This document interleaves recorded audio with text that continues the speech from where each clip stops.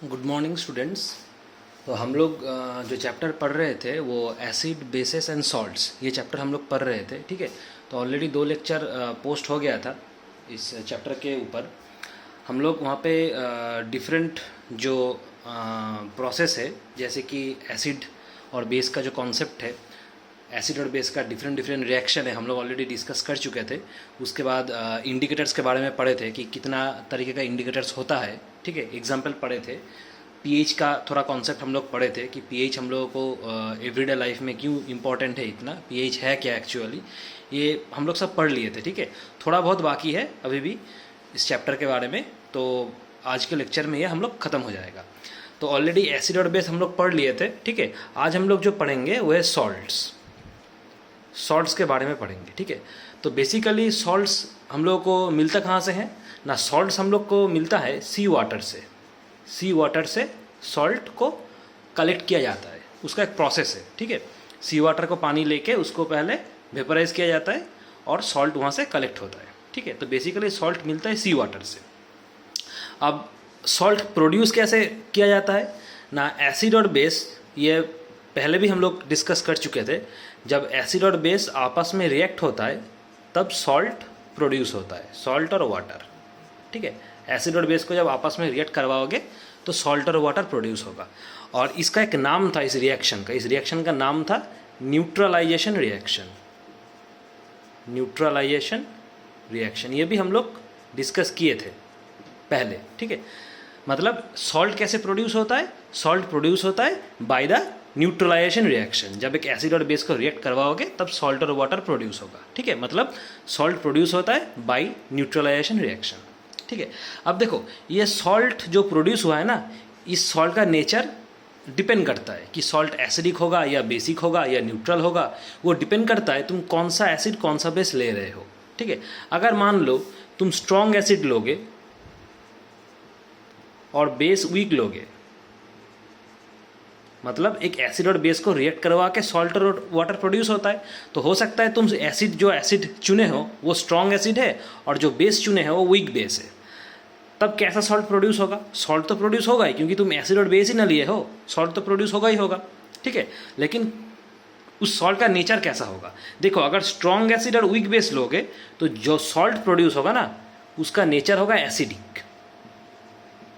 ठीक है, और क्योंकि सॉल्ट का नेचर एसिडिक है मतलब इसका पीएच का जो वैल्यू है, ये पीएच का वैल्यू 7 से छोटा होगा। समझ में आ रहा है बात, कि पीएच तो हम लोग ऑलरेडी पढ़ा चुके, तो उम्मीद करता हूँ कि तुम्हें समझ में आया होगा। पहले 2 वीडियो अगर नहीं देखे हो तो देख लोगे, उसके बाद ये थर्ड वाला वीडियो देखोगे, नहीं तो समझ में नहीं आएगा। ठीक है, तो स्ट्रॉन्ग एसिड और वीक बेस लोगे तो जो सॉल्ट प्रोड्यूस होगा वो एसिडिक सॉल्ट होगा, और एसिडिक है मतलब पीएच का वैल्यू 7 से छोटा होगा। ठीक है, अच्छा अब अगर मान लो तुम जो एसिड लोगे उसको वीक एसिड लोगे। ठीक है, एसिड को वीक लोगे और जो बेस लोगे उसको स्ट्रॉन्ग लोगे, स्ट्रॉन्ग बेस, तब भी सॉल्ट प्रोड्यूस होगा, क्योंकि तुम एसिड और बेस को रिएक्ट करवाए हो लेकिन थोड़ा सा पलट दिए, मतलब एसिड को अभी तुम वीक ले लिए और बेस को स्ट्रॉन्ग ले लिए। ठीक है, मतलब वीक एसिड और स्ट्रॉन्ग बेस। ठीक है, अब जो सॉल्ट प्रोड्यूस होगा ना इसका नेचर होगा बेसिक। ठीक है, और जो पीएच का वैल्यू होगा वो 7 से बड़ा होगा, क्योंकि बेसिक सॉल्ट है। बेसिक मतलब क्या, 7 से बड़ा, और 7 से छोटा मतलब एसिडिक, और 7 होता तो न्यूट्रल होता। ठीक है, समझ में आया बात। अच्छा, अब अगर दोनों को ही तुम स्ट्रॉन्ग लोगे, मतलब एसिड को भी स्ट्रॉन्ग लोगे और बेस को भी स्ट्रॉन्ग लोगे, मतलब स्ट्रॉन्ग एसिड स्ट्रॉन्ग बेस दोनों ही स्ट्रॉन्ग होगा। समझ में आया, दोनों ही स्ट्रॉन्ग होगा, एसिड भी स्ट्रॉन्ग होगा, ठीक है, और जो बेस लोगे वो भी स्ट्रॉन्ग होगा। तब जाके जो सॉल्ट प्रोड्यूस होगा तुम्हारा वो एसिड भी नहीं होगा बेसिक भी नहीं होगा, वो न्यूट्रल होगा, क्योंकि यहाँ पे दोनों ही स्ट्रॉन्ग है, एसिड भी स्ट्रॉन्ग है बेस भी स्ट्रॉन्ग है। तब जो सॉल्ट प्रोड्यूस होगा वो न्यूट्रल होगा, और सॉल्ट न्यूट्रल है मतलब इसका पीएच का वैल्यू 7 से इक्वल होगा। समझ में आया बात। तो पहले देखो सॉल्ट एसिडिक क्यों हुआ, पहला वाला केस देखो, इसका सॉल्ट जो नेचर उसका एसिडिक क्यों हुआ, क्योंकि जो एसिड तुम लिए थे ना वो स्ट्रॉन्ग एसिड था इसीलिए। उसके बाद देखो सॉल्ट बेसिक क्यों हुआ, क्योंकि जो बेस तुम लिए थे वो स्ट्रॉन्ग है इसीलिए। उसके बाद सॉल्ट न्यूट्रल क्यों हुआ, क्योंकि दोनों ही स्ट्रॉन्ग है, अभी बेस भी स्ट्रॉन्ग है एसिड भी स्ट्रॉन्ग है। समझ में आ रहा है बात। इस तरीके से सॉल्ट का जो नेचर है हम लोग सॉल्ट का नेचर समझ सकते हैं कि एसिड और बेस क्या लिए हो उसके ऊपर डिपेंड करता है। समझ में आया। अच्छा, तो ये तो हो गया सॉल्ट का बेसिक कॉन्सेप्ट। अब तुम लोग का सिलेबस में कुछ सॉल्ट दिया हुआ है, वो एक के बाद एक हम लोग डिस्कस करेंगे, ठीक है। उस सॉल्ट का प्रिपरेशन पढ़ना पड़ेगा कि कैसे प्रिपेयर किया जाता है, थोड़ा बहुत यूजेस है, ठीक है, ये सब पढ़ना पड़ेगा। तो देखो पहला वाला जो सॉल्ट आएगा बहुत कॉमन है, इसका नाम है कॉमन सॉल्ट। ये बहुत ही पॉपुलर है, ठीक है। इसका नाम क्या है? Sodium chloride. कॉमन सॉल्ट का नाम है सोडियम क्लोराइड। इसको कॉमन सॉल्ट नाम से भी जाना जाता है। फॉर्मूला क्या है? फॉर्मूला है NaCl, ठीक है। ये कॉमन सॉल्ट इतना पॉपुलर क्यों है? क्योंकि कॉमन सॉल्ट का यूजेस हम लोगों का डेली घर में होता है। हम लोग जो खाना खाते हैं ना, खाने में जो नमक डालते हैं ना, वो नमक एक्चुअली कॉमन सॉल्ट है, ठीक है। हम लोग जो खाना खाते हैं, खाने में जो नमक डालते हैं, वो नमक ही एक्चुअली कॉमन सॉल्ट है, मतलब ये वाला है, NaCl है एक्चुअली, इसलिए ये इतना पॉपुलर है, ठीक है। अब सवाल ये कॉमन सॉल्ट कैसे प्रिपेयर किया जाता है? देखो कॉमन सॉल्ट प्रिपेयर होता है जब तुम, क्योंकि ये सॉल्ट है तो जाहिर सी बात है एक एसिड होगा और एक बेस होगा, रिएक्ट करके सॉल्ट प्रोड्यूस होगा, क्योंकि सॉल्ट तो वैसे ही प्रोड्यूस होता है, हम लोग को पता है। लेकिन कौन सा एसिड कौन सा बेस, सवाल है ये, ठीक है। तो देखो यहाँ पे बेस लिया जाता है सोडियम हाइड्रोक्साइड, जिसका फॉर्मूला है NaOH। ये फॉर्मूला है सोडियम हाइड्रोक्साइड, बुक में सब कुछ दिया हुआ है, ठीक है, देखना बुक में सब मिल जाएगा, किसका नाम क्या है सब मिल जाएगा। तो ये NaOH है, इसका नाम सोडियम हाइड्रोक्साइड है, ये बेस है। इसके साथ हम लोग रिएक्ट करवाएंगे HCl को, जिसका नाम है हाइड्रोक्लोरिक एसिड। मतलब सोडियम हाइड्रोक्साइड और हाइड्रोक्लोरिक एसिड आपस में कॉम्बाइन होके ये सॉल्ट प्रोड्यूस करता है, जिसका नाम है NaCl प्लस पानी, क्योंकि एसिड और बेस रिएक्ट करवाओगे तो सॉल्ट और पानी ही प्रोड्यूस होगा। समझ में आ रहा है? तो ये है रिएक्शन। ऐसे कॉमन सॉल्ट को हम लोग प्रिपेयर करते हैं, मैन्युफैक्चर होता है, ठीक है। इसको मैन्युफैक्चर करके प्रोसेसिंग करके पैकेट किया जाता है, उसके बाद दुकानों में बेचा जाता है, वहाँ से हम लोग खरीदते हैं, ठीक है। तो ये बहुत इंपॉर्टेंट है, पढ़ लेना। अच्छा, इसका दूसरा खासियत क्या है? कॉमन सॉल्ट क्यों इतना इंपॉर्टेंट है? क्योंकि अभी जो तुमको सॉल्ट हम डिस्कस करने वाले हैं ना, इसके बाद कॉमन सॉल्ट के बाद जो भी सॉल्ट हम लोग डिस्कस करने वाले, मैक्सिमम सॉल्ट का प्रिपरेशन के लिए रॉ मटेरियल है कॉमन सॉल्ट। मतलब without help of common salt तुम उस सॉल्ट को प्रिपेयर नहीं कर पाओगे, ठीक है। मतलब ये एक इंपॉर्टेंट रॉ मटेरियल है, कॉमन सॉल्ट एक बहुत इंपॉर्टेंट रॉ मटेरियल है। बहुत सारा सॉल्ट है, इसके बाद हम पढ़ाएंगे, उसको प्रिपेयर करने के लिए लगता है। जैसे कि मान लो इसके बाद हम पढ़ाएंगे सोडियम हाइड्रोक्साइड पढ़ाएंगे, जिसका नाम कॉस्टिक सोडा है, ठीक है। सोडियम हाइड्रोक्साइड मतलब ये वाला, इसका दूसरा नाम कॉस्टिक सोडा भी है, देखना बुक में दिया रहेगा, ठीक है। उसको प्रिपरेशन करने के लिए, ये प्रिपरेशन करने के लिए कॉमन सॉल्ट लगेगा। मतलब ये जो NaOH हम बोले ना, इसका नाम सोडियम हाइड्रोक्साइड भी है, इसका नाम कॉस्टिक सोडा भी है। तो इसको प्रिपेयर करने के लिए तुम ये कॉमन सॉल्ट लगेगा। उसके बाद देखना हम पढ़ाएंगे वॉशिंग सोडा पढ़ाएंगे, बेकिंग सोडा पढ़ाएंगे, ये सब सॉल्ट है। उसको प्रिपरेशन करने के लिए ये कॉमन सॉल्ट तुम्हें लगेगा। तो ये इंपॉर्टेंट रॉ मटेरियल है, ठीक है। चलो, अच्छा, तो ये पहला वाला कॉमन सॉल्ट हो गया, पढ़ लिया हम लोग। अच्छा, उसके बाद आते हैं कॉस्टिक सोडा। कॉस्टिक सोडा, इसका दूसरा नाम क्या है? सोडियम हाइड्रोक्साइड, ठीक है। फॉर्मूला क्या है? NaOH। ये कैसे प्रिपेयर किया जाता है?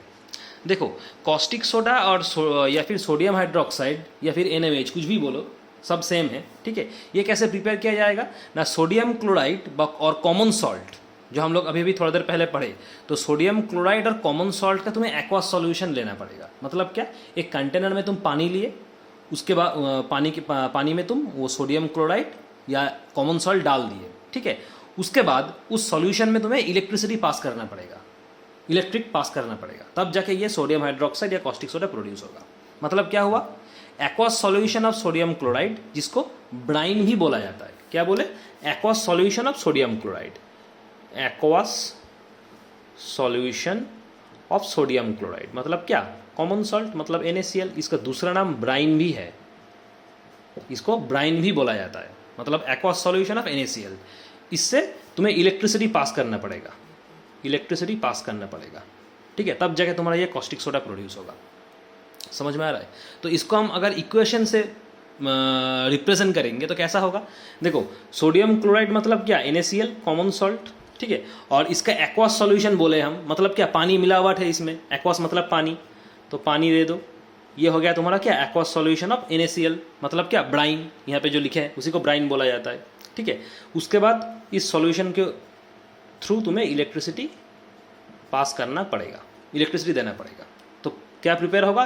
वो सोडियम हाइड्रोक्साइड जो हम पढ़ रहे हैं, मतलब क्या, कॉस्टिक सोडा, ये प्रिपेयर होगा। और क्या होगा साइड प्रोडक्ट, क्लोरीन होगा प्लस हाइड्रोजन होगा। ये गैस है, ये भी गैस है, ये H2 हाइड्रोजन, ये भी गैस है। और जो सोडियम हाइड्रोक्साइड प्रिपेयर हुआ, यही तो हम लोग को चाहिए ना, इसके प्रिपरेशन हम पढ़ रहे हैं, ये एक्वास होगा। समझ में आ रहा है बात? अच्छा, ये जो प्रोसेस है ना, इस प्रोसेस का एक पर्टिकुलर नाम है। ये जो कॉस्टिक सोडा हम पढ़ रहे हैं कि कॉस्टिक सोडा का प्रिपरेशन, ये जो प्रोसेस पढ़े ना, ये प्रोसेस का एक पर्टिकुलर नाम है। इस प्रोसेस को बोला जाता है क्लोर एल्कली प्रोसेस। क्या नाम है? Chlor alkali process. CH spelling ठीक से देखना, क्लोर एल्कली प्रोसेस, ये L है, ठीक है, chlor alkali process, CHLOR, chlor alkali process, ठीक है। अच्छा, इस प्रोसेस में क्या होता है, ये जो क्लोरीन और हाइड्रोजन है, ये दो गैस है, ठीक है। क्लोरीन भी तुम्हें गैस के हिसाब से मिलेगा और हाइड्रोजन भी गैस की तरह मिलेगा, ठीक है। तो ये क्लोरीन और जो हाइड्रोजन हो रहा है, ठीक है ना, ये क्लोरीन तुम्हें एनोड में मिलेगा, ठीक है, और हाइड्रोजन जो ये कैथोड में मिलेगा, क्योंकि तुम इलेक्ट्रिसिटी पास कर रहे हो। इलेक्ट्रिसिटी पास कर रहे हो मतलब क्या, एक कंटेनर है, ठीक है, इसमें ये तुम aqueous solution of sodium chloride लिए हो, मतलब ये वाला सॉल्यूशन लिए हो, ठीक है। उसके बाद तुम्हें 2 इलेक्ट्रोड देना पड़ेगा, ठीक है। जैसे हम लोग लोअर क्लास में क्लास 9 में पढ़े थे ना, पानी का हाइड्रोलिसिस कैसे किया जाता है, सेम प्रोसेस है। एक कंटेनर में तुम्हें ये एक्वास सॉल्यूशन ऑफ NaCl मतलब ब्राइन ये लेना पड़ेगा। उसके बाद 2 इलेक्ट्रोड है, पॉजिटिव नेगेटिव, एक कैथोड एक एनोड। उसके बाद इसको वायर से कनेक्ट करके एक बैटरी के साथ कनेक्ट किया जाएगा, ये एक बैटरी है, ठीक है। उसके बाद तुम स्विच ऑन करोगे तो इलेक्ट्रिसिटी फ्लो होगा, ठीक है। और ये वाला तुम्हें मिलेगा सोडियम हाइड्रोक्साइड, और क्या मिलेगा, क्लोरीन और हाइड्रोजन मिलेगा। तो क्लोरीन मिलेगा कैथोड में और हाइड्रोजन मिलेगा एनोड में। 2 इलेक्ट्रोड है, तो एक में क्लोरीन मिलेगा गैस और एक में हाइड्रोजन मिलेगा, ठीक है। क्लोरीन मिलेगा तुम्हारा एनोड में और हाइड्रोजन मिलेगा कैथोड में, ठीक है। तो इस तरीके से ये सोडियम हाइड्रोक्साइड प्रिपेयर किया जाता है, कॉस्टिक सोडा प्रिपेयर किया जाता है। समझ में आया? इस प्रोसेस का नाम है क्लोर एल्कली प्रोसेस, ठीक है। चलो, उसके बाद दूसरा वाला देखो, दूसरा वाला है तुम्हारा ब्लीचिंग पाउडर। इसमें फॉर्मूला बहुत इंपॉर्टेंट है, फॉर्मूला पूछता है, फॉर्मूला प्रिपरेशन पूछता है। ब्लीचिंग पाउडर, ठीक है। इसका दूसरा नाम क्या है? ब्लीचिंग पाउडर तो मार्केटिंग नेम हो गया, मतलब मार्केट में तुम ये जो सब्सटेंस है, जो मटेरियल है, वो ब्लीचिंग पाउडर नाम से जाना जाता है। लेकिन इसका केमिकल नेम क्या है? केमिकल नेम है कैल्शियम ऑक्सीक्लोराइड। कैल्शियम ऑक्सीक्लोराइड, ये इसका केमिकल नेम है, और मार्केट में ब्लीचिंग पाउडर नाम से जाना जाता है। मार्केट में अगर जाके तुम बोलोगे मुझे कैल्शियम ऑक्सीक्लोराइड चाहिए, नहीं समझेगा, तुमको ब्लीचिंग पाउडर बोलना पड़ेगा कि मुझे ब्लीचिंग पाउडर चाहिए, ठीक है। समझ में आया बात? एक आता है मार्केटिंग वाला नेम जो मार्केट में पॉपुलर है, और एक आता है केमिकल नेम, ठीक है। तो ब्लीचिंग पाउडर और कैल्शियम ऑक्सीक्लोराइड, इसका फॉर्मूला क्या है? इसका फॉर्मूला है कैल्शियम OCl2, CaOCl2, फॉर्मूला है CaOCl2, ठीक है। इसको तुम ऐसे भी लिख सकते हो, ये कैल्शियम है, ठीक है, CaOCl2, ये फॉर्मूला है तुम्हारा कैल्शियम ऑक्सीक्लोराइड का, ठीक है। अच्छा देखो, ये कैसे प्रिपेयर किया जाता है? देखो, इसको प्रिपरेशन करने के लिए तुम्हें जो सिलेक्ट लाइम है, सिलेक्ट लाइम के साथ क्लोरीन को रिएक्ट करना पड़ेगा। और जो सिलेक्ट लाइम तुम लोगे, वो सिलेक्ट लाइम ड्राई होना है। ड्राई सिलेक्ट लाइम के साथ क्लोरीन को रिएक्ट करवाना पड़ेगा, ठीक है। सिलेक्ट लाइम का फॉर्मूला क्या है? CaOH2, इसका नाम है सिलेक्ट लाइम। दूसरा नाम क्या है? Calcium hydroxide. कैल्शियम हाइड्रोक्साइड, इसको कैल्शियम हाइड्रोक्साइड भी बोला जाता है और सिलेक्ट लाइम भी बोला जाता है। सिलेक्ट लाइम तुम्हारा मार्केट वाला नेम है, कैल्शियम हाइड्रोक्साइड तुम्हारा केमिकल नेम है, दोनों सेम है। और ये सिलेक्ट लाइम तुम्हारा ड्राई लिया जाएगा, मतलब भीगा नहीं, सूखा, ठीक है। अच्छा, इसके साथ रिएक्ट करना पड़ेगा क्लोरीन Cl2, क्लोरीन को रिएक्ट करवाना पड़ेगा, तब जाके तुम्हारा प्रिपेयर होगा कैल्शियम ऑक्सीक्लोराइड CaOCl2, और साइड प्रोडक्ट मिलेगा तुम्हें पानी, ठीक है। CaOCl2 प्रोड्यूस होगा और साइड प्रोडक्ट मिलेगा पानी। तो ये है इसका ब्लीचिंग पाउडर, ब्लीचिंग पाउडर का प्रिपरेशन। तो देखो, ब्लीचिंग पाउडर का तुम्हें यूज़ पढ़ना पड़ेगा, क्योंकि ब्लीचिंग पाउडर का यूजेस बहुत है। क्यों यूज़ होता है? देखो, पहली बात तो ब्लीचिंग पाउडर यूज़ होता है इंडस्ट्री में ब्लीच करने के लिए, ठीक है। मतलब देखना, तुम लोग का बुक में दिया हुआ है, देखना पेज नंबर ओपन करो, देखना उसमें 32 नंबर पेज, उसमें देखना लिखा हुआ है। पहला देखो क्या लिखा है, it is used for bleaching cotton and linen in textile industry, for bleaching wood pulp in paper industry, and for bleaching washed clothes in laundry. मतलब लॉन्ड्री में इसका यूज़ है, कपड़े को ब्लीच करने के लिए, ठीक है।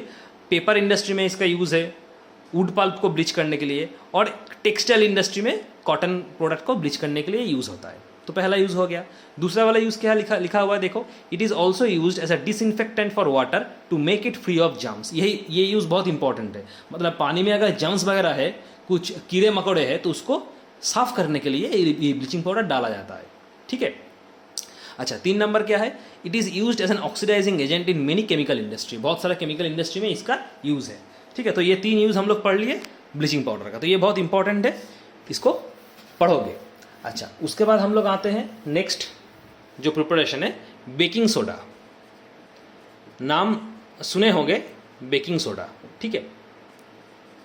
अच्छा, तो ये तो मार्केट वाला नेम हो गया। केमिकल नेम क्या है, बेकिंग सोडा का केमिकल नेम है सोडियम हाइड्रोजन कार्बोनेट, ठीक है। सोडियम हाइड्रोजन कार्बोनेट या फिर इसको सोडियम बाइकार्बोनेट भी बोला जाता है। तो बेकिंग सोडा का हम लोग क्या लिखेंगे, सोडियम हाइड्रोजन कार्बोनेट, और इसका दूसरा नाम क्या है, सोडियम हाइड्रोजन कार्बोनेट, और दूसरा नाम है सोडियम बाइकार्बोनेट। सोडियम बाइकार्बोनेट, ठीक है। फॉर्मूला क्या है, देखो सोडियम हाइड्रोजन कार्बोनेट या फिर सोडियम बाइकार्बोनेट, मतलब क्या, सोडियम तो होगा ही होगा, नाम से ही पता चल रहा है, ठीक है। तो सोडियम लिख दिए Na, सोडियम का फॉर्मूला तो Na है। अच्छा, उसके बाद देखो हाइड्रोजन है, मतलब क्या, H होगा, समझ में आ रहा है, NaH। उसके बाद कार्बोनेट है, कार्बोनेट का फॉर्मूला है CO3, ठीक है। तो फॉर्मूला क्या हुआ, NaHCO3। इसको तुम ब्रैकेट में भी लिख सकते हो, सोडियम हाइड्रोजन कार्बोनेट या बेकिंग सोडा, फॉर्मूला है NaHCO3। समझ में आया। अच्छा, पहली बात तो ये बेकिंग सोडा का यूज़ कहाँ है, कहाँ यूज़ होता है। ये बेकिंग सोडा यूज़ होता है किचन में, खाने में, ठीक है। कौन सा खाने में, देखो हम लोग वो जो टेस्टी पकौड़ा खाते हैं ना, जैसे पकौड़ा, किसी चीज़ का पकौड़ा खाए होगा शायद, तो इस पकौड़े में ये बेकिंग सोडा यूज़ आता है, बेकिंग सोडा डाला जाता है, ठीक है। तो मेनली क्रिस्पी और जो चटपटी पकौड़ा होता है हम लोग खाते हैं, उसमें ये बेकिंग सोडा डाला जाता है, उसमें यहाँ पे यूज़ है इसका, ठीक है। तो इसका यूज़ अगर जानना चाहते हो तो लिख लेना कि बेकिंग सोडा किचन में यूज़ होता है फॉर प्रिपेयरिंग क्रिस्पी और टेस्टी पकौड़ाज, ठीक है। अच्छा, अब आते हैं प्रिपरेशन में, ठीक है। ये कैसे प्रिपेयर किया जाता है, मेन जो कंपोनेंट है बेकिंग सोडा को प्रिपेयर करने के लिए वो है कॉमन सॉल्ट, जो एकदम पहले हम पढ़ाए थे, सोडियम क्लोराइड, ठीक है। तो सोडियम क्लोराइड क्या लिया जाता है, सोडियम क्लोराइड के ऊपर सिर्फ सोडियम क्लोराइड नहीं है, इसमें बहुत सारा केमिकल मिलावट रहता है, ठीक है। पहला क्या होता है, पहले सोडियम क्लोराइड लिया जाता है, NaCl जिसका फॉर्मूला है, ठीक है, कॉमन सॉल्ट। अच्छा, इसके ऊपर तुम्हें पानी डालना होगा, मतलब क्या, H2O, ठीक है। अच्छा, उसके बाद कार्बन डाइऑक्साइड CO2, एकदम लास्ट में एमोनिया NH3। ये सब अगर रिएक्ट करोगे तुम्हारा प्रोड्यूस होगा क्या, एमोनियम क्लोराइड सॉल्ट, जिसका फॉर्मूला है NH4Cl, प्लस जो तुम्हें चाहिए वो मिल जाएगा NaHCO3, मतलब क्या, बेकिंग सोडा। यही तुम्हारा बेकिंग सोडा है, मतलब सोडियम बाइकार्बोनेट या सोडियम हाइड्रोजन कार्बोनेट, ठीक है। समझ में आया। तो हम क्या लिए, देखो NaCl लिए, सोडियम क्लोराइड मतलब कॉमन सॉल्ट, उसके ऊपर पानी डाले, प्लस कार्बन डाइऑक्साइड चाहिए, प्लस एमोनिया गैस। इस एमोनिया गैस को उस मिक्सचर से, तुम्हें ये जो मिक्सचर हम बोले, इस मिक्सचर के ऊपर ये कार्बन डाइऑक्साइड और एमोनिया गैस पास करना पड़ेगा। कौन सा वाला मिक्सचर, इस मिक्सचर के ऊपर कार्बन डाइऑक्साइड एमोनिया गैस पास करवाना पड़ेगा। तो प्रोड्यूस होगा तुम्हारा क्या, ये एक सॉल्ट है जिसका नाम है एमोनियम क्लोराइड, और ये NaHCO3, यही तुम्हारा सोडियम बाइकार्बोनेट है, मतलब बेकिंग सोडा है, ठीक है। अच्छा, अब ये सोडियम कार्बोनेट के ऊपर तुम एक्सेस अगर गैस पास करवाओगे तो क्या होगा, मान लो ये जो प्रोड्यूस हुआ ना NaHCO3, यही तुम्हारा बेकिंग सोडा है, तो ठीक है, यही बेकिंग सोडा है। और इस बेकिंग सोडा के ऊपर तुम एक्सेस कार्बन डाइऑक्साइड और NH3 गैस पास कर रहे हो, मतलब ज़रूरत से ज़्यादा, ठीक है, एक्सेस कार्बन डाइऑक्साइड और एमोनिया गैस पास करवा रहे हो इस NaHCO3 के ऊपर। तो क्या होगा, और क्या दोगे, हीट दोगे उसके साथ। Excess carbon dioxide ammonia gas pass करवाओगे इसके ऊपर और हीट दोगे। तो ये जो सोडियम हाइड्रोजन कार्बोनेट है ना, मतलब जो बेकिंग सोडा है, ये और बेकिंग सोडा नहीं रहेगा तब, अगर इसके ऊपर हीट दोगे तो ये सोडियम हाइड्रोजन कार्बोनेट से कन्वर्ट हो जाएगा तुम्हारा Na2CO3 में। इस Na2CO3 का नाम क्या है, इसका नाम है sodium carbonate, sodium carbonate, plus पानी प्लस CO2, ये CO2 गैस होकर निकल जाएगा। ठीक है, मतलब क्या हुआ, पहले सोडियम हाइड्रोजन कार्बोनेट या सोडियम बाइकार्बोनेट प्रोड्यूस हुआ, मतलब बेकिंग सोडा प्रोड्यूस हुआ। अब इस बेकिंग सोडा के ऊपर अगर एक्सेस तुम carbon dioxide NH3 gas pass करवाओगे और हीट दोगे तो ये सोडियम हाइड्रोजन कार्बोनेट और बेकिंग सोडा नहीं रहेगा, ये टूट जाएगा। सोडियम हाइड्रोजन कार्बोनेट या बेकिंग सोडा से ये कन्वर्ट हो जाएगा किसमें, सोडियम कार्बोनेट में, प्लस पानी प्लस CO2। समझ में आया बात? अच्छा, तो ये हो गया। अब आते हैं यूजेस पे। देखो पहले यूज तो हम तुमको पहले ही बता दिए कि किचन में ये यूज़ होता है, पकौड़ा, उसके बाद क्रिस्पी चटपटी पकौड़ा बनाने के लिए, प्रिपेयर करने के लिए बेकिंग सोडा ये यूज़ है। ठीक है, क्योंकि ये मेनली जो बेकिंग सोडा ना, ये बेकिंग पाउडर से आता है। दुकान में बेकिंग पाउडर मिलता है, दुकान में मिलता क्या है, बेकिंग पाउडर मिलता है। ठीक है, ये बेकिंग पाउडर है क्या ना, बेकिंग पाउडर एक मिक्सचर है। ये बेकिंग पाउडर एक मिक्सचर है। किसका मिक्सचर है, इसके अंदर बेकिंग सोडा रहता है। ये बेकिंग पाउडर एक्चुअली मिक्सचर है। किससे बना है ये बेकिंग पाउडर ना, इस बेकिंग पाउडर के अंदर तुम्हारा बेकिंग सोडा डाला जाता है। ठीक है, जिसका नाम सोडियम हाइड्रोजन कार्बोनेट है, और थोड़ा सा टार्टरिक एसिड डाला जाता है, टार्टरिक एसिड। ये बेकिंग सोडा और टार्टरिक एसिड दोनों मिलके होता है बेकिंग पाउडर। ठीक है, और जब इस बेकिंग पाउडर को तुम पानी से रिएक्ट करवाओगे तब जाके कार्बन डाइऑक्साइड और सोडियम सॉल्ट बनता है। मतलब पहले से बोल रहे हैं क्या होता है, बेकिंग पाउडर दुकान में मिलता है। इस बेकिंग पाउडर के अंदर क्या रहता है, बेकिंग सोडा और टार्टरिक एसिड रहता है मिक्स करके। ठीक है, इस बेकिंग सोडा और टार्टरिक एसिड जो मिक्स करते हैं हम लोग, तब जाके ये बेकिंग पाउडर प्रोड्यूस होता है। अब इस बेकिंग पाउडर से तुम रिएक्ट करवाओगे क्या, पानी को। तो ठीक है, रिएक्शन लिखो, देखो क्या होता है। तो बेकिंग सोडा फॉर्मूला क्या है, NaHCO3 बेकिंग सोडा का फॉर्मूला, जिसका दूसरा नाम सोडियम हाइड्रोजन कार्बोनेट है। ठीक है, अब ये पानी के साथ रिएक्शन होगा। पानी मतलब क्या, H2O से ये H2O मतलब H प्लस OH माइनस, दोनों मिलकर पानी है, तो इस H प्लस से ये रिएक्ट करेगा पानी का। ठीक है, रिएक्ट करके प्रोड्यूस क्या होगा, कार्बन डाइऑक्साइड प्लस वाटर, ये तो प्रोड्यूस होगा, प्लस जो मेन तुम्हें चाहिए वो क्या होगा, sodium salt, sodium salt of acid. ठीक है, ये प्रोड्यूस हुआ। अच्छा, तो ये होगा तुम्हारा क्या, ये जो कार्बन डाइऑक्साइड प्रोड्यूस हुआ, ये जो कार्बन डाइऑक्साइड प्रोड्यूस हुआ, कार्बन डाइऑक्साइड पानी प्रोड्यूस हुआ, ये कार्बन डाइऑक्साइड तुम्हारा निकल जाएगा। ठीक है, ऊपर निकल जाएगा, रह जाएगा पानी और ये सोडियम सॉल्ट ऑफ एसिड जो तुम्हें चाहिए। यही एक्चुअली तुम्हारा क्या है, बेकिंग पाउडर है। समझ में आ रहा है बात? अच्छा, और ये पानी के साथ रिएक्शन किया, सोडियम हाइड्रोजन कार्बोनेट, ये बेकिंग सोडा करके कार्बन डाइऑक्साइड, पानी और sodium salt of acid produce किया, जिसका नाम क्या है, बेकिंग पाउडर। अच्छा, दूसरा यूज़ क्या है, दूसरा यूज़ है ये जो सोडियम हाइड्रोजन कार्बोनेट है, ये जो सोडियम हाइड्रोजन कार्बोनेट है, ये क्या है, इस एंटासिड, हम लोग एंटासिड खाते हैं तो दुकान में जब पेट खराब होता है हम लोग क्या एंटासिड खाते हैं ना दुकान में, ये एक मेडिसिन है।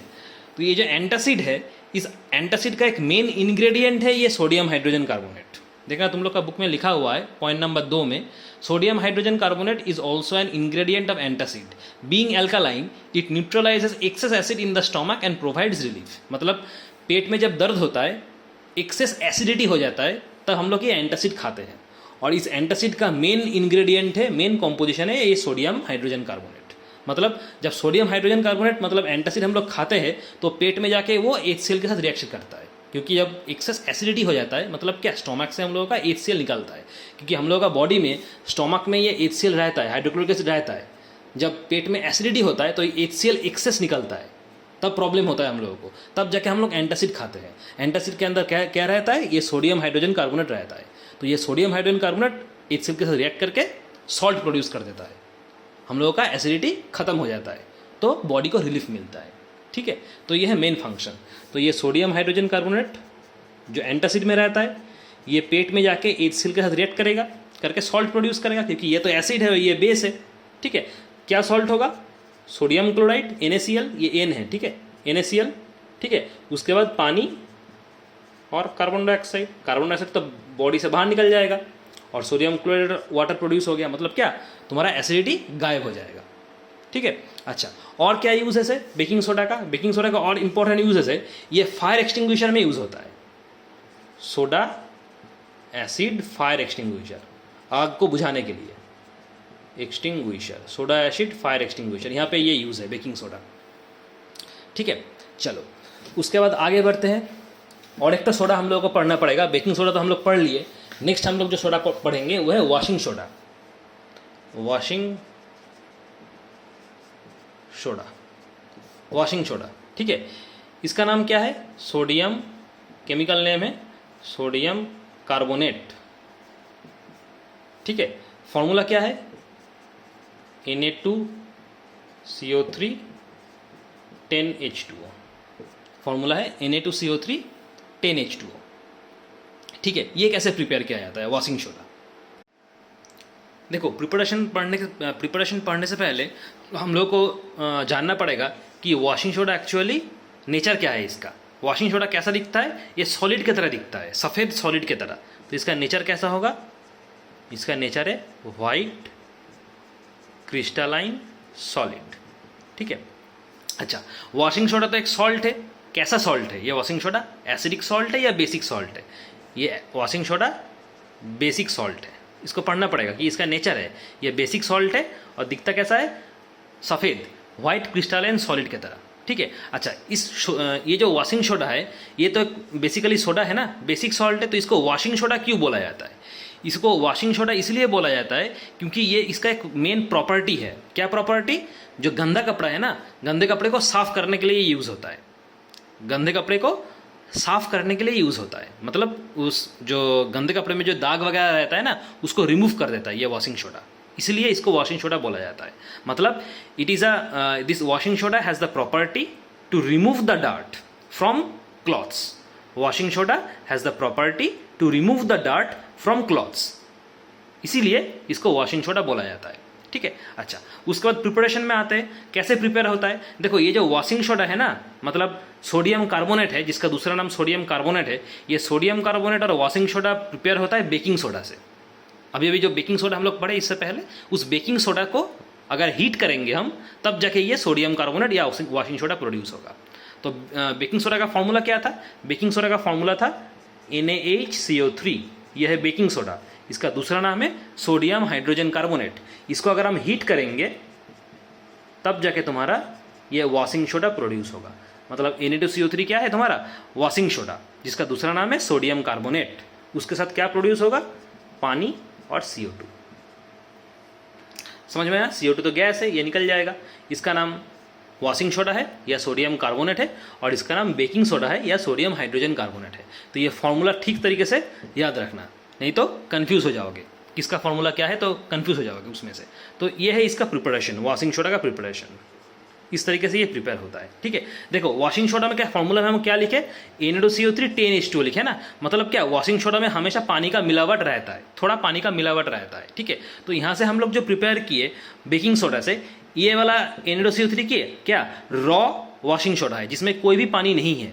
ठीक है, लेकिन ये जो वॉशिंग सोडा तुम प्रोड्यूस किए, इस वॉशिंग सोडा से अगर हम पानी का रिएक्शन कर देंगे, इस वॉशिंग सोडा से अगर हम पानी का रिएक्शन कर देंगे, मतलब Na2CO3 + 10H2O पानी का रिएक्शन कर देंगे, तब जाके तुम्हारा पानी इस वॉशिंग सोडा में आ जाएगा, 10H2O। ये समझ में आया? अगर क्वेश्चन पूछेगा एग्जाम में कि वॉशिंग सोडा का फॉर्मूला बताओ, तब तुम ये पूरा लिखोगे Na2CO3.10H2O। समझ में आया बात? अच्छा, यूजेस क्या है? देखो, पहली बात तो इसका मेन यूजेस क्या है, क्योंकि ये सोडा वॉशिंग सोडा है।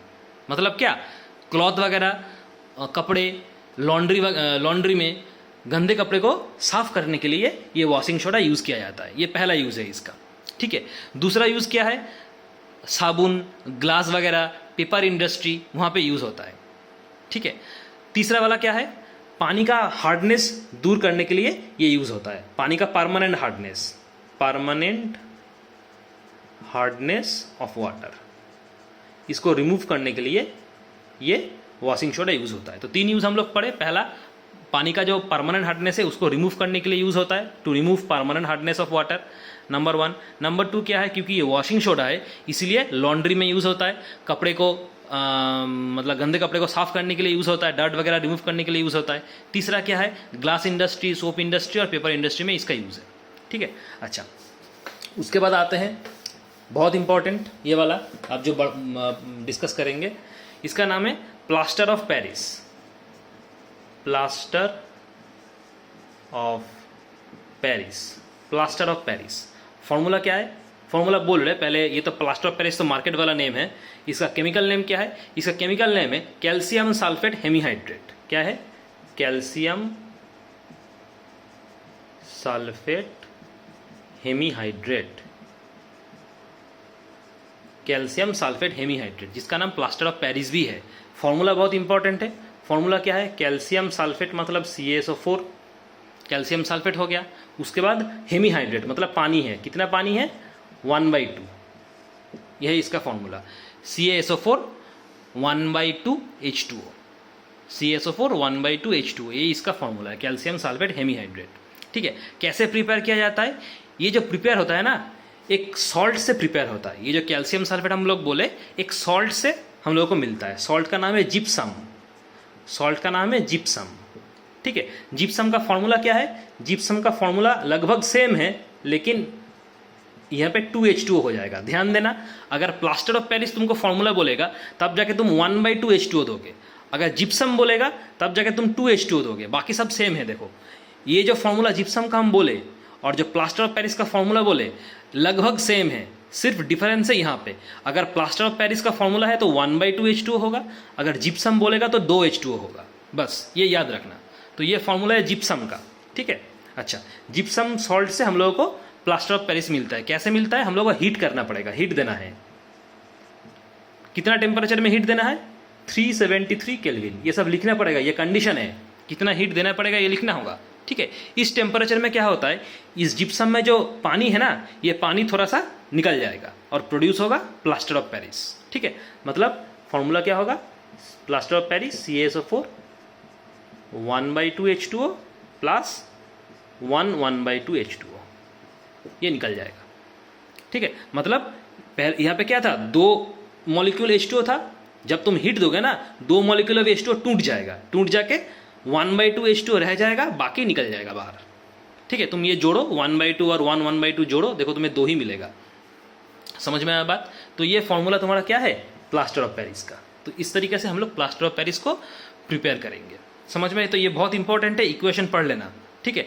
अच्छा, अगर मान लो ये जो जिप्सम है ना, इसको हम इस टेम्परेचर के ऊपर हीट करेंगे, मतलब इस टेम्परेचर में अगर तुम हीट करोगे 373 केल्विन में अगर हीट करोगे तो तुम्हारा प्लास्टर ऑफ पेरिस प्रोड्यूस होगा। ठीक है। लेकिन अगर तुम इस टेम्परेचर के ऊपर टेम्परेचर में हीट करोगे तो क्या होगा? मतलब अबव 373 केल्विन अगर हीट करोगे तो क्या होगा? ठीक है। तब जाके तुम्हारा ये प्लास्टर ऑफ पेरिस प्रोड्यूस नहीं होगा। ठीक है। देखो, तो ये जो कैल्शियम प्लास्टर ऑफ पेरिस है, इसको पहले लिख दिया। इसको तुम हीट कर रहे हो मान लो 400 केल्विन में, मतलब क्या 373 केल्विन में हीट नहीं करोगे, इसको तुम 400 केल्विन में हीट करोगे। जो प्लास्टर ऑफ पेरिस तुम्हें मिला है उसको तुम 400 केल्विन में हीट करोगे। या फिर मान लो इसको इस तरीके से पढ़ो। देखो, ये जो कैल्शियम सल्फेट जिप्सम तुमको बोले, इसको हीट करोगे 373 केल्विन में तो जाके तुम्हारा प्लास्टर ऑफ पेरिस प्रोड्यूस होगा। ठीक है। लेकिन अगर इसको तुम 373 केल्विन के ऊपर टेम्परेचर में हीट करोगे, मान लो 400 केल्विन टेम्परेचर में तुम हीट करोगे अप्रॉक्स, तब जाके तुम्हारा प्लास्टर ऑफ पेरिस प्रोड्यूस नहीं होगा। ठीक है। तब तुम्हें क्या मिलेगा? सिर्फ कैल्शियम सल्फेट मिलेगा, anhydrous calcium sulphate. Anhydrous calcium sulphate मतलब क्या? पूरा जो पानी है ना, ये पूरा पानी बाहर हो जाएगा, कुछ भी पानी बचेगा नहीं। अगर तुम इस टेम्परेचर के ऊपर टेम्परेचर में हीट करोगे तो लगभग 400 केल्विन टेम्परेचर में अगर हीट करोगे तो कोई भी पानी इसके अंदर नहीं बचेगा, पूरा पानी बाहर हो जाएगा और सूखा कैल्शियम सल्फेट तुम्हें मिलेगा। इसलिए लिखा हुआ एनहाइड्रस। मतलब क्या? तुम्हें ये प्लास्टर ऑफ पेरिस मिलेगा नहीं, क्योंकि प्लास्टर ऑफ पेरिस होने के लिए हाफ H2O होना जरूरी है। लेकिन तुम 373 केल्विन के ऊपर टेम्परेचर में अगर हीट करोगे लगभग 400 केल्विन में, तब जाके ये पूरा पानी बाहर हो जाएगा, कुछ भी पानी बचेगा नहीं। जो तुम्हें मिलेगा वो है anhydrous calcium sulphate, anhydrous CaSO4। ठीक है। अच्छा, हो गया। अच्छा, उसके बाद हम लोग पढ़ रहे हैं, देखो अगर हम लोग क्या पढ़े, जिप्सम से हम लोगों को कैसे कैल्शियम प्लास्टर ऑफ पेरिस मिलेगा, जिप्सम से कैसे मुझे प्लास्टर ऑफ पेरिस मिलेगा, ये हम पढ़ लिए कि जिप्सम को पहले हीट करना पड़ेगा इतना टेम्परेचर में तो मुझे प्लास्टर ऑफ पेरिस मिल जाएगा। अब सवाल है, इस प्लास्टर ऑफ पेरिस में तुम कैसे, प्लास्टर ऑफ पेरिस में से कैसे जिप्सम में रिटर्न आओगे? मतलब क्या, प्लास्टर ऑफ पेरिस से तुम्हें कैसे जिप्सम मिलेगा? ठीक है। तो बहुत ईजी है। देखो, प्लास्टर ऑफ पेरिस का फॉर्मूला क्या था? ये वाला CaSO4 1/2 H2O। ठीक है। इसके साथ तुम पानी का रिएक्ट कर दो। कितना पानी रिएक्ट करवाओगे? 1/1/2H2 पानी रिएक्ट करवाओगे, तब जाके तुम्हारा क्या प्रोड्यूस होगा, जिप्सम प्रोड्यूस होगा, CaSO4.2H2O। ठीक है, क्योंकि जिप्सम होने के लिए तुम्हें 2H2O लाना पड़ेगा, बाकी तो सेम है ना, जिप्सम में भी CaSO4 है, प्लास्टर ऑफ पेरिस में भी CaSO4 है, सिर्फ पानी का अंतर है, इसमें 2 पानी है, इसमें 1/2 पानी है। तो ये 1/2 पानी क्या है, ये तुम्हारा क्या है, प्लास्टर ऑफ पेरिस है। तो तुम्हें देखो यहाँ पे 1/2H2 है, मतलब तुम्हें कितना और पानी चाहिए, 2 पानी करने के लिए 1/2 पानी चाहिए, 1.5 पानी चाहिए, मतलब 1/1/2 पानी चाहिए। तो इसके साथ अगर तुम 1/1/2 पानी रिएक्ट करवा दोगे तो ये 1/1/2 और हाफ मिलके 2H2 हो जाएगा, और ये CaSO4 जैसा था वैसे ही रह जाएगा, मतलब तुम्हें क्या मिल जाएगा, जिप्सम मिल जाएगा। समझ में आ रहा है? तो ये पहला वाला इक्वेशन क्या है, जिप्सम से तुम्हें कैसे प्लास्टर ऑफ पेरिस मिलेगा, मतलब प्लास्टर ऑफ पेरिस का प्रिपरेशन, और ये वाला तुम्हारा क्या है, प्लास्टर ऑफ पेरिस से जिप्सम कैसे मिलेगा। समझ में आया? अच्छा, उसके बाद आते हैं इसका यूजेस के ऊपर, कहाँ पे ये प्लास्टर ऑफ पेरिस यूज होता है। यूजेस देखना बुक में दिया हुआ है, पेज नंबर 33 ओपन करो, बुक में देखना दिया हुआ है। पहला वाला यूज देखो क्या दिया है, it is used by doctors for joining the fractured bones at right position, that is for making plaster to support fractured bones. देखो कभी अगर हाथ पैर टूट जाता है ना, तब जाके ये प्लास्टर ऑफ पेरिस यूज होता है, मतलब क्या, वो ठीक पोजीशन में बोन्स को ज्वाइंट करने के लिए। ठीक है, जब फ्रैक्चर हो जाता है करेक्ट पोजीशन में, राइट पोजीशन में, उस फ्रैक्चर पार्ट को बोन से जोड़ा जाता है इस प्लास्टर ऑफ पेरिस से मदद लेके। ठीक है, ये पहला वाला यूज है। दूसरा वाला यूज क्या है, it is also used for making decorative pieces and for making design on ceiling, मतलब क्या, उस सीलिंग वगैरह में, घर में डेकोरेशन में ये प्लास्टर ऑफ पेरिस यूज होता है। तो ये उतना इंपॉर्टेंट यूजेस नहीं है, जो पहला वाला यूज बोले कि फ्रैक्चर्ड बोन को जोड़ना, वो इंपॉर्टेंट यूजेस है। ठीक है, अच्छा उसके बाद आते हैं, ये सॉल्ट हम लोग सब पढ़ लिए, लास्ट वाला तुम्हारा टॉपिक है वाटर ऑफ क्रिस्टलाइजेशन। ये क्या है, वाटर ऑफ क्रिस्टलाइजेशन, ये क्या है, देखो वाटर ऑफ क्रिस्टलाइजेशन मतलब क्या, कुछ कुछ क्रिस्टल है, ठीक है, जो तुम्हें ड्राई भी मिलेगा, मतलब एनहाइड्रस मिलेगा, और कुछ कुछ क्रिस्टल है जिसमें पानी मिलावट रहेगा। क्रिस्टल जनरली 2 तरीके का होता है, एक आता है ड्राई मतलब सूखा एनहाइड्रस, और दूसरा वाला जिसमें पानी मिलावट रहेगा। ठीक है, अच्छा तो ये जो पानी मिलावट रहता है ना, इसको हम लोग क्या बोलते हैं, वाटर ऑफ क्रिस्टलाइजेशन। मतलब क्या, जो क्रिस्टल में पानी मिलावट रहेगा, पानी रहेगा, उसको बोला जाता है वाटर ऑफ क्रिस्टलाइजेशन। ठीक है, और जो सॉल्ट प्रोड्यूस होगा थ्रू वाटर ऑफ क्रिस्टलाइजेशन, उसको बोला जाता है hydrated salt. Hydrated salt, hydrate मतलब क्या, उस सॉल्ट में पानी मिलावट है, इस हाइड्रेट का मतलब है पानी मिलावट होना। ठीक है, तो क्रिस्टल क्या बोले, 2 तरीके का क्रिस्टल होता है, एक आता है ड्राई या फिर एनहाइड्रस क्रिस्टल मतलब सूखा हुआ, दूसरा आता है जिसमें पानी का मिलावट है। तो जिस क्रिस्टल में पानी का मिलावट रहता है उसको बोला जाता है वाटर ऑफ क्रिस्टलाइजेशन, और वाटर ऑफ क्रिस्टलाइजेशन के मदद से जो सॉल्ट तुम प्रिपेयर करोगे उसको बोला जाता है हाइड्रेटेड सॉल्ट। इस हाइड्रेट का मतलब है तुम्हारा पानी मिलावट है उसमें। ठीक है, अच्छा वाटर ऑफ क्रिस्टलाइजेशन अगर हम काउंट करेंगे, देखो कैसे होता है, तुम लोग का बुक में देखना लिखा हुआ है, देखो पढ़ो, सेकंड पैराग्राफ को पढ़ो। Water of crystallization is the fixed number of water molecules present in one formula unit of a salt. मतलब क्या, एक सॉल्ट का जो फॉर्मूला है उसमें पानी मिलावट रहेगा, अब जितना नंबर ऑफ पानी उसमें मिलावट रहेगा वही तुम्हारा है वाटर ऑफ क्रिस्टलाइजेशन। मतलब क्या, एक एग्जाम्पल से तुमको समझाते हैं, जैसे मान लो कॉपर सल्फेट, कॉपर सल्फेट, ठीक है, इसका फॉर्मूला क्या है, CuSO4.5H2O, ये कॉपर सल्फेट का फॉर्मूला है। ठीक है, तो ये कॉपर सल्फेट तो एक सॉल्ट है ना, तो इसमें देखो कितना पानी है, 5 मोल्स ऑफ पानी है, तो इसका वाटर ऑफ क्रिस्टलाइजेशन क्या हो जाएगा, 5। मतलब अगर पूछेंगे कि कॉपर सल्फेट का वाटर ऑफ क्रिस्टलाइजेशन क्या है, तुम बोलोगे sir water of crystallization copper sulphate का 5 है, क्योंकि इसमें 5 तो पानी है। इस तरीके से मतलब तुम्हें काउंट करना पड़ेगा कि उस सॉल्ट में कितना पानी है। उसके बाद देखो, जैसे हम तुमको जिप्सम बोले, थोड़ा देर पहले पढ़ा है ना जिप्सम, इसका फॉर्मूला क्या था, CaSO4.2H2O। तो अगर हम बोलेंगे कि जिप्सम का वाटर ऑफ क्रिस्टलाइजेशन बताओ, तो तुम क्या करोगे, इसमें कितना वाटर है, 2 वाटर है, तुम बोलोगे सर इसका वाटर ऑफ क्रिस्टलाइजेशन 2 है। मतलब तुमको करना क्या पड़ेगा, सिर्फ सॉल्ट में देखना है कितना वाटर मॉलिक्यूल्स है, कितना वाटर मॉलिक्यूल्स है, वही उसका वाटर ऑफ क्रिस्टलाइजेशन हो जाएगा। जैसे अगर तुम प्लास्टर ऑफ पेरिस का बोलोगे, प्लास्टर ऑफ पेरिस, इसका फॉर्मूला क्या था प्लास्टर ऑफ पेरिस का, CaSO4 1/2H2। अगर पूछे कि प्लास्टर ऑफ पेरिस का तुम वाटर ऑफ क्रिस्टलाइजेशन बता, तुम क्या बोलोगे? प्लास्टर ऑफ पेरिस का वाटर ऑफ क्रिस्टलाइजेशन है 1/2 आधा, क्योंकि इसमें आधा पानी है। मतलब तुम्हें करना क्या है, सिर्फ कितना पानी है उसको देखना पड़ेगा, वही तुम आंसर कर दोगे। ठीक है, मतलब इसका मीनिंग क्या है? इसका मीनिंग है अगर इसको तुम हीट करोगे ना, हर एक को अगर तुम हीट करोगे तो जितना पानी है उतना बाहर निकल जाएगा। मतलब अगर हम कॉपर सल्फेट को हीट करेंगे तो जितना पानी है ना ये बाहर आ जाएगा, निकल जाएगा, और सिर्फ कॉपर सल्फेट रह जाएगा। जिप्सम को अगर हीट करेंगे तो जितना पानी है बाहर निकल जाएगा। अब डिपेंड कर रहा है तुम कितना हीट दे रहे हो, मतलब कौन सा टेम्परेचर में हीट कर रहे हो। ऐसा नहीं है कि हीट देंगे तो पानी बाहर आ जाएगा, ऐसा नहीं है। तुम्हें हीट देना होगा, एक पर्टिकुलर टेम्परेचर है, उस टेम्परेचर में हीट देना है, और उस पर्टिकुलर टेम्परेचर अलग अलग सॉल्ट के लिए अलग अलग है। इसके लिए जो टेम्परेचर होगा इसके लिए वो टेम्परेचर नहीं भी हो सकता है। अगर इसके लिए जो टेम्परेचर होगा इसके लिए वो टेम्परेचर नहीं भी हो सकता है, अलग हो सकता है। लेकिन एक पर्टिकुलर फिक्स टेम्परेचर होगा हर एक सॉल्ट के लिए।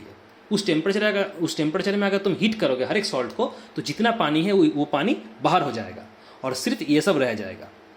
इसका मीनिंग वही है वाटर ऑफ क्रिस्टलाइजेशन, मतलब कितना पानी हीट करने से बाहर हो जाएगा। ठीक है, तो करना क्या है, सिर्फ सॉल्ट का फॉर्मूला लिखना है और कितना पानी है वो देखना होगा, वही तुम्हारा आंसर है। ठीक है, तो यह है वाटर ऑफ क्रिस्टलाइजेशन, पढ़ा दिए। तो यही तुम्हारा लास्ट टॉपिक था। ठीक है, और इस चैप्टर में कुछ नहीं है, हर एक टॉपिक को हम लोग डिस्कस कर चुके। ठीक है, ठीक से पढ़ लेना, और एनसीईआरटी फोल्डर में मतलब बुक में जितना भी क्वेश्चन है हर एक को पढ़ोगे। ठीक है, ऑल इन वन बुक के पीछे एनसीईआरटी फोल्डर करके दिया हुआ है। ठीक है, ऑल इन वन बुक के पीछे एनसीईआरटी फोल्डर करके दिया हुआ है, उसमें जितना भी क्वेश्चन है हर एक को पढ़ोगे। ठीक है, हर एक क्वेश्चन बहुत इंपॉर्टेंट है। ठीक है, हम क्वेश्चन आंसर अलग से डिस्कस नहीं कर रहे हैं, जितना भी क्वेश्चन है वहाँ से पढ़ोगे। समझ में आया? वहाँ पे देखना बहुत सारा क्वेश्चन है तुम लोग का, वहाँ से पढ़ लोगे। ठीक है, जैसे कि पहला क्वेश्चन हम बताते हैं तुम लोग का, पेज नंबर देखना, पेज नंबर यहाँ पे दिख नहीं रहा है। ठीक है, 34 पेज में देखना। पहला वाला जो क्वेश्चन है, why should curd and sour substances not be kept in brass and copper vessel. ये बहुत इंपॉर्टेंट, इसको पढ़ोगे। ठीक है, अच्छा उसके बाद दिया हुआ है देखना, why does dry HCl gas, question number 7, why does dry HCl gas not change the colour of dry litmus paper. ठीक है, ये सब क्वेश्चन इंपॉर्टेंट। उसके बाद क्वेश्चन नंबर 10, ठीक है, उसका टिक कर लो, हम बता दे रहे हैं कौन सा वाला क्वेश्चन इंपॉर्टेंट है, उसको टिक करो। वो वाला क्वेश्चन जो हम बताते हैं, जो टिक करोगे वो ध्यान से पढ़ना, लेकिन जो हम नहीं बोलेंगे ना वो भी पढ़ोगे। कोई क्वेश्चन मतलब छूटना नहीं चाहिए। जैसे क्वेश्चन नंबर 2, क्वेश्चन नंबर 4, ये इंपॉर्टेंट है, इसको टिक कर दो। अच्छा, question number 5, question number 6, question number 7। ठीक है, अच्छा उसके बाद आगे बढ़ते हैं, क्वेश्चन नंबर 12, क्वेश्चन नंबर 19। ठीक है, क्वेश्चन नंबर 18, ये इंपॉर्टेंट है। अच्छा उसके बाद देखना क्वेश्चन नंबर 15 दिया हुआ है, what is the common name of compound CaOCl2। अभी भी पढ़ा है, ब्लीचिंग पाउडर है उसका कॉमन नेम, तो क्वेश्चन नंबर 15। अच्छा क्वेश्चन नंबर 17 पढ़ोगे। ठीक है, ये सब इंपॉर्टेंट क्वेश्चन है। ठीक है, अच्छा उसके बाद क्वेश्चन नंबर, पेज नंबर चला जाओ 37 में। 37 में 13, 14 और 15, ये 3 इंपॉर्टेंट है। ठीक है, तो ये सब क्वेश्चन पढ़ोगे, ये इंपॉर्टेंट क्वेश्चन है, और बाकी जितना हम नहीं बोले वो भी पढ़ोगे, कोई क्वेश्चन छूटना नहीं चाहिए। ठीक है, तो ये चैप्टर तुम्हारा खत्म है। नेक्स्ट दिन हम लोग और नया चैप्टर स्टार्ट करेंगे। Thank you.